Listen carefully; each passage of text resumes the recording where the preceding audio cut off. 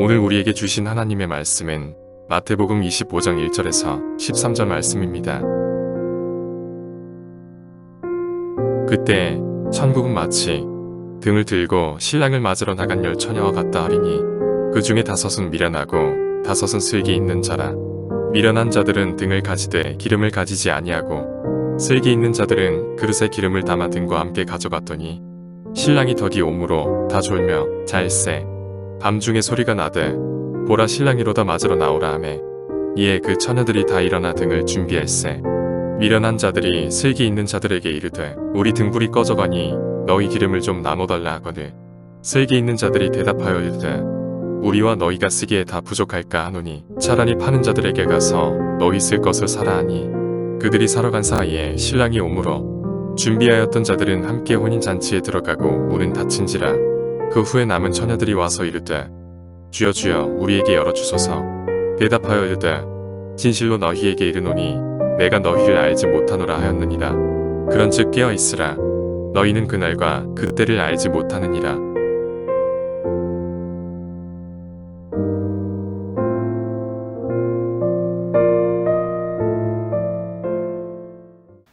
여러분, 우리가 함께 읽은 마태복음 25장은 어떤 이야기인가? 예수님께서 이렇게 말씀을 전하실 때 제자들이 예수님의 말씀이 너무 진실하니까 궁금증이 들었어요. 질문이 하나 들었습니다. 그 질문의 내용은 예수님, 정말로 이 세상에 마지막 심판, 마지막 재판이 있네요. 믿어지기 시작한 거죠. 보이잖아요. 그게 선포되지 않았어요. 그런데 예수님의 말씀을 듣다 보니까 마음속에 개인에게도 종말적인 심판이 있고 세상에게도 종말적인 심판이 있구나. 그런데 궁금해지기 시작한 거예요. 뭐가 궁금하냐? 그러면 혹시 그 심판의 때를 알 수 있겠습니까? 마태복음 24장 3절 말씀입니다. 제자들이 이렇게 물을 때에 예수님께서 24장, 25장에서 이 마지막 때 믿음 있는 자들에게 주시는 예수님의 대답이 나와요. 그리고 이것을 더 잘 설명하시려고 예수님께서 마태복음 25장에서 3가지의 비유 이야기를 해주십니다. 첫 번째 이야기가 양과 염소, 오른편에는 양들이 서고 왼편에는 염소가 서는 그날이 다가온다. 그리고 두 번째는 우리가 익숙하게 알고 있는 달란트를 받은 사람들의 이야기예요. 각기 다른 달란트를 받은 사람들의 이야기. 그리고 마지막으로 우리가 읽은 이 본문의 이야기, 바로 소위 슬기로운 5 여성과 지혜롭지 못한 5 여성에 대한 이야기가 나옵니다. 자, 만약 이 이야기가 예수님의 재림, 예수님의 마지막 심판과 관련이 없다면, 예수님께서 그 대답으로 이야기를 하지 않으셨다면 이 비유는, 이 이야기는 아주 그냥 유익한, 재미있는 하나의 에피소드일 거예요. 왜냐하면 뭐든지 잘 준비해라, 이런 얘기가 될 거거든요. 그런데 이 이야기는 예수님께서 성실하게 살아라, 뭘 할 거면 잘 준비하며 살아라 라고 하는 그 유익한 이야기로 하신 이야기가 아니라는 거죠. 그게 아니고 재림에 대비하는, 예수님께서 오실 날을 대비하는 성도들에게 하신 이야기니까 이것은 단순한 교훈적인 이야기가 아니다. 그럼 이 본문에서, 이 이야기에서 우리는 무엇을 발견해야 하는가? 3가지인데요. 첫 번째는 예수님은 반드시 오신다라는 점입니다. 여러분, 이것을 신적 계시라고 합니다. 신적 권위라고 말해요. 여러분, 우리에게 인생에 죽음이라는 종말이 찾아오듯이 여러분, 이 사회와 이 지구와 이 생태계와 모든 것들은 하나님의 준엄한 심판을 받는 그날이 반드시 찾아온다. 여러분, 그런데 그 말을 우리가 받아들인 이유가 뭘까요? 그 말이 바로 예수님 입에서 나오신 말씀이기 때문입니다. 한마디로 말하면 예수님의 신적 권위, 그분이 하신 말씀이 믿어지는 거죠. 예수님께서 하신 말씀은 무엇이든지, 어떤 말씀을 하셨든지 믿어지는 것. 그래서 예수님이 하셨던 말씀 중에 반드시 재림의 때와 심판의 때가 있다는 이 말씀이 믿어지는 것. 이것이 교회고 이것이 성도인 줄로 믿습니다. 자, 두 번째 주제는, 그러면 예수님께서는 오늘 본문에 지혜로운 슬기로운 여성 5과 미련한 여성 이렇게 5명이 등장을 하는데, 왜 예수님께서는 한 그룹을 2개의 그룹으로 나누셨을까라는 거예요. 흥미로운 점은 여러분, 지혜롭든 혹은 미련하든 이 10명의 사람들은 모두 다 누구 때문에 있습니까? 오늘 성경에 보니까 신랑을 위해서 있습니다. 자, 그러니까 이 모여있는 10명의 신분의 높고 낮음, 혹은 건강의 강함과 약함, 혹은 물질적인 재정의 상태의 강함과 약함에 관계없이 이들의 목적은 하나였어요. 누구 때문에? 신랑을 맞이하기 위해서 존재합니다. 자, 그러니까 그들의 목표는 같다라는 거죠. 여러분, 우리도요, 지금 우리가 예수님을 믿고 있기 때문에 이곳에 있습니다. 자, 그런데 이곳에 모여있는 사람들 중에는 그룹이 2개로 나누어지더라는 거예요. 예수님이 나누시는 게 아니에요. 자기 스스로 나누어져 버려요, 사람들이. 그리고 나누어져 버린 2 그룹에 대해서 한 그룹은 예수님께서 그녀들은 지혜롭다, 슬기롭다라는 표현을 쓰고, 어떤 한 그룹에 대해서는 미련하다라는 표현을 씁니다. 제가 오늘 주보에 헬라어 원문과 뜻을 다 넣어놨습니다. 시간이 조금 빈약한, 조금 적은 관계로 제가 오늘 생략하고 여러분에게, 여러분, 슬기롭다, 미련하다, 예수님께서 구분을 시킨 게 아니라 자기 스스로 그런 길을 가게 됩니다. 그러면 누가 지혜롭고 누가 미련한 사람인가? 예수님이 나눈 게 아니에요. 내가 스스로 그렇게 되었다는 거예요. 자, 그러면 누가 지혜로운 사람인가? 요걸 답을 먼저 찾아야 되는데, 여러분, 지혜로운 사람이라고 하는 이 단어, 이 지혜롭다고 하는 이 단어는 가장 먼저 쓰신 분이 누구냐? 바로 예수님입니다. 여러분, 마태복음에서 이 슬기롭고 지혜롭다는 단어를 쓰신 분이 예수님이신데, 예수님께서 이 말을 언제 쓰셨느냐? 여러분, 마태복음 7장 24절 말씀에 보면 여러분에게 익숙한 말씀입니다. 이런 말씀이 있습니다. 그러므로 누구든지 나의 이 말을 듣고 행하는 자는 그 집을 반석 위에 지은 지혜로운 사람 같으리니 라는 표현이 나옵니다. 여기서 지혜로운 사람 같으리니라고 하는 이 단어와 오늘 본문 25장에 나오는 슬기롭다는 단어는 헬라어로는 같은 단어입니다. 자, 그러면 여러분, 슬기롭다, 지혜롭다라고 하는 것은 인생을 사는 데 있어서 머리가 좀 잘 돌아가고 눈치가 조금 있어서 적당하게 잘 움직인다라는 것을 말하는 게 아니고, 예수님께서 말씀하신 슬기롭고 지혜로운 사람은 어떤 사람이냐? 바로 예수님의 말씀을 듣고 행하는 사람, 이렇게 말하고 있습니다. 여러분, 예수님의 말씀을 듣고 행하는 사람들은 왜 말씀을 듣고 행할까요? 예수님의 말씀에 신적 권위가 있기 때문입니다. 여러분, 어떤 아이가 있는데 그 아이가 부모님 말은 잘 안 들어. 마트에서도 떼쓰고 길거리에서도 막 떼쓰고 뭐 집에서도 말 잘 안 들어. 그런데 이 아이가 유치원만 가면 엄청 말을 잘 들어. 왜 그럴까요? 왜 그럴까요? 그 이유를 알고 봤더니 내용은 간단했습니다. 유치원에 자기가 좋아하는 여학생이 있는 거예요. 자, 집에서 길거리에는 자기가 좋아하는 여학생이 없으니까 눈치를 볼 일이 없어. 그런데 유치원에는 자기가 좋아하는 여학생이 있는데 그 여학생이 그 아이에게 하지 말래. 그거 그렇게 하면 안 된대. 그러니까 그 말을 너무 잘 들어. 여러분, 누구의 말에 권위가 있는 것입니까? 그렇죠? 자, 여러분, 이거 중요한 문제입니다. 여러분, 우리가 왜 예수님의 말씀의 권위를 받아들이고 왜 우리가 예수님의 말씀을 믿고 있습니까?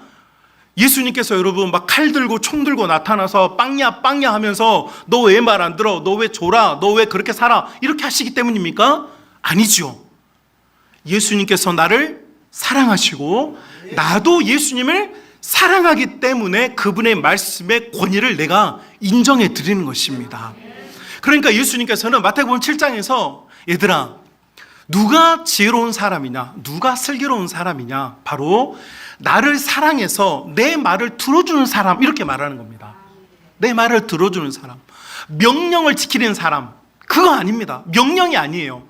사랑이 있기 때문에 지키는 것입니다. 사랑이 있으니까 들어주는 것이죠. 자, 그래서 예수님께서 지혜롭다, 슬기롭다 하는 것은 바로 예수님을 사랑하기 때문에 예수님의 말씀을 따라하려고 하고 예수님의 말씀을 의지하려고 하는 사람이다. 오늘 본문에도 지혜로운 여성, 슬기로운 여성들이 등장합니다. 예수님은 그녀들이 지혜롭고 슬기롭대요. 왜 지혜롭고 슬기롭습니까? 이것이 세 번째 주제와 연관이 됩니다. 여러분, 사람들은, 여기에 모이는 10명의 사람들은 모두 다 신랑을 위해 존재했습니다. 신랑을 위해서 그들이 기다렸습니다. 그런데 어떤 한 그룹은 자기가 사랑하고 존경하고 기다려야 될 대상에 대해서 고민을 하는 것입니다. 고민을 해요. 약속 시간이 한 오후 4시 정도에 도착한대. 그러니까 4시 정도면 그 시간에 맞춰서 가. 그런데 고대군동사회에서 낙타를 타고 신랑이 그가 살고 있는 타운에서부터 신부가 있는 타운까지 이동을 하는 동안, 오늘처럼 현대화된 사회처럼 이렇게 움직이는 게 아니잖아요. 서울에서 제일 많이 하는 핑계 중에 하나가 길이 막혀서거든요. 정말로 길이 막히거든요. 똑같아요. 낙타가 막힐 수 있잖아요. 낙타가 배탈이 날 수 있잖아요. 그러니까 4시에 온다고 했던 이 신랑이 기다리고 있는 사람들이 생각하는 거예요. 어떤 사람들은 4시에 온다고 그랬어. 그래, 그럼 4시 오니까 4시에는 조명이 필요가 없어. 등불이 필요가 없어. 그러니까 그냥 나는 이 신랑을 맞이하면 돼. 이런 생각을 하는 거죠. 자, 이런 사람들은 있잖아요. 나쁜 사람들이 아닙니다. 평범해요. 그냥 신랑을 위해서 나와 있을 정도로 그 정도의 열의가 있는 사람이에요. 그런 나쁜 사람 아니에요. 그런데 이 사람들에 비해서 어떤 사람들은 무슨 일을 하냐니까 자기가 기다리고 있는 이 신랑에 대한 고민을 하는 것입니다. 생각을 하는 거예요. 신랑이 4시에 온다고 그랬는데 그때는 해가 있을 시간인데 살다 보니 여러 혼인잔치에 가보니 때로는 신랑이 더디 오기도 하고 때로는 문제가 생기기도 하더라. 그럴 때 우리가 이곳에서 이렇게 기다리고 있는데 사막길을 헤매고 찾아온 그 신랑이 어디가 신혼집인지 어디가 혼인 파티를 하는 곳인지 알지 못할까봐 이 사람들은 우리가 저 멀리 광야길을 찾아온 그 신랑의 가족들이, 신랑의 일행들이 불이 환하게 밝혀져서 저 집이, 우리가 늦었는데 저 가정이, 저 집이, 저 장소가 지금 혼인잔치를 하는 파티장이구나 라고 알 수 있게 불을 밝혀줘야 하지 않을까라고 생각을 했다는 거예요. 일어나지 않은 일이고 혹은 이것을 생각하지 않아도 될 일을 이 사람들은 온전히 자신의 생각과 마음과 열정을 누구에게 집중시키냐면 바로 찾아올 신랑을 위해서 집중한다는 거죠. 여러분, 그래서 이 여인들은 뭘 하느냐? 그래, 만약 혹시라도 한밤중에 찾아올 그 신랑을 위하여 우리가 불을 밝히기 위해서 기름을 준비하자, 등불을 준비하자, 우리가 있는 이 파티장에 불을 환하게 밝혀서 저 먼 광야길에서도 우리를 보고 찾아오게 만들자. 여러분, 이것이 무엇인 줄 아십니까? 예수님께서는 이것을 지혜롭고 슬기롭다고 말하는 거예요. 그러니까 여러분, 슬기롭고 지혜로운 사람은요, 머리가 팽팽 잘 도는 사람이 아닙니다. 자기가 기다리고 기대하는 그 존재에 자기의 초점을 맞추는 거예요. 나에게 맞추는 게 아니에요. 여러분, 어리석다라고 평가하는 이 여성들, 5명의 여성들은 온다고 했으니 기다리는 거예요. 여러분, 이 여성들이 나쁩니까? 그렇지 않습니다. 그러나 온다고 해서 기다리는 사람과 오기 때문에 적극적으로 맞이하는 사람은요, 다른 겁니다. 그래서 요한계시록 22장에 보면 사도 요한이 하나님으로부터 계시를 받고 요한계시록을 마감하면서 뭐라고 마감합니까? 마라나타, 아멘, 주 예수여 어서 오시옵소서, 이렇게 말하는 거예요. 어떤 교회와 성도들은요, 때 되면 오겠지, 올 때 되면 오겠지 라고 생각하고 기다려요. 그러나 예수님을 정말 사랑하게 된 사람들은 있잖아요, 열망하는 거예요. 나를 찾아오실 수 있도록, 그분이 길을 잃지 않도록, 그분이 언제 오실지 알 수 없기 때문에 나는 더 그분을 나에게 끌어당기는 것이죠. 여러분, 은혜가 무엇입니까? 은혜라고 하는 것은요, 하나님께서 처음 문을 여신 것이 은혜예요. 그러나 처음 문을 여신 것 다음에는 성도들이요, 수도꼭지를 열어야 돼요. 내가 우리 주님을 사랑하고 주님을 애타게 기다리는 마음이 있으면 여러분, 기름을 준비하는 거예요. 애타는 마음, 사랑하는 마음, 열망하는 마음이 여러분 예수님께서 칭찬하는 믿음이라는 것이죠. 그래서 예수님을 기다리는 성도들에게 예수님께서 하시는 말씀, 정말로 너희가 그때를 알고 싶다면 나도 그때를 모른다. 내 아버지만 아신다. 그러나 내가 힌트는 한 가지 줄 수 있다. 누구라도 나를 기다리려면 어떻게 하라고요? 사랑하며 기다리라는 거예요. 어떤 분들은 기름을 기도다, 예배다, 성교다, 많은 비유를 들고 여기에 적절한 설교 말씀을 얹기도 해요. 저는 다 좋은 말씀이라고 생각해요.